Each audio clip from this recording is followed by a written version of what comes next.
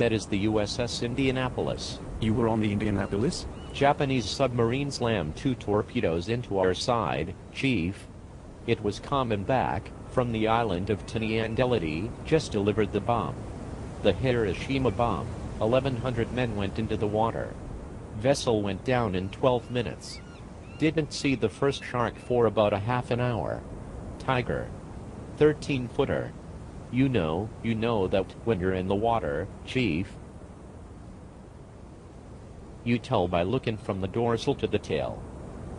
Well, we didn't know our bomb mission had been so secret. No distress signal had been sent.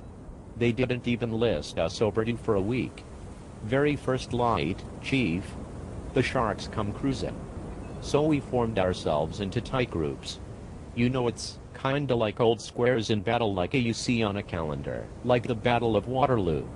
And the idea was, the shark would go for the nearest man, and then he'd start pounding and hollering and screaming, and sometimes the shark would go away. Sometimes, he wouldn't go away.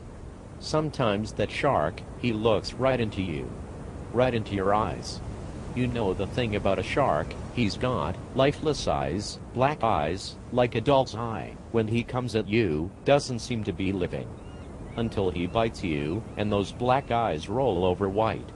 And then, you hear that terrible high-pitched screaming and the ocean turns red, and, spite of all the pounding and the hollering, they all come in and rip you to pieces.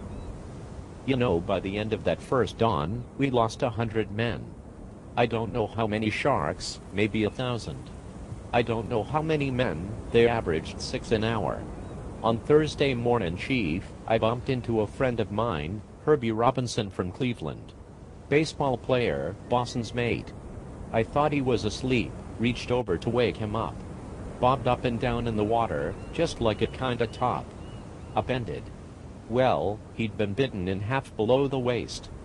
Noon, the 5th day, Mr. Hooper, a Lockheed Ventura, saw us. He swung in low, and he saw us.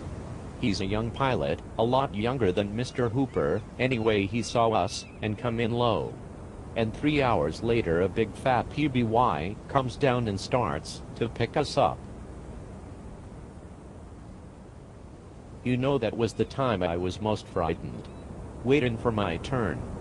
I'll never put on a life jacket again.